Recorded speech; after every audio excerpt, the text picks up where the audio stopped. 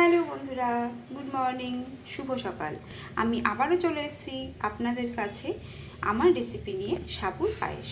তার জন্য লাগছে সাবু। আমি জল দিয়ে এটাকে ভিজিয়ে রেখেছি, কাজু, কিশমিশ, এলাচ, তেজপাতা।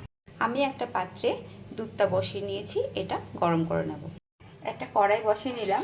এবার আমি কড়াইয়ের মধ্যে ঘি দিয়ে নেব 2 চামচের মতো। এটা গরম হয়ে গেছে, এবার আমি কাজু আর কিশমিশটা ভেজে নেব।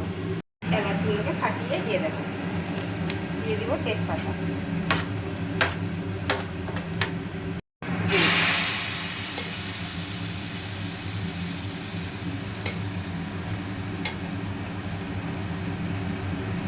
আমি এখানে প্যাকেটের দুধ ইউজ করেছি, আমি একটা প্যাকেটের দুধ এখানে দিয়ে দিয়েছি।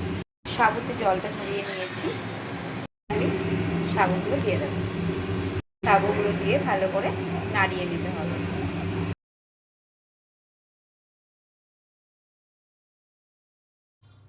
এবার আমি দিয়ে নেব খেজুরের গুড়। আপনারা চাইলে চিনি দিয়েও করতে পারেন। গুড়টা দেওয়ার পরে 1 মিনিট নাড়াচাড়া করে ফ্লেমটা বন্ধ করে দিতে হবে।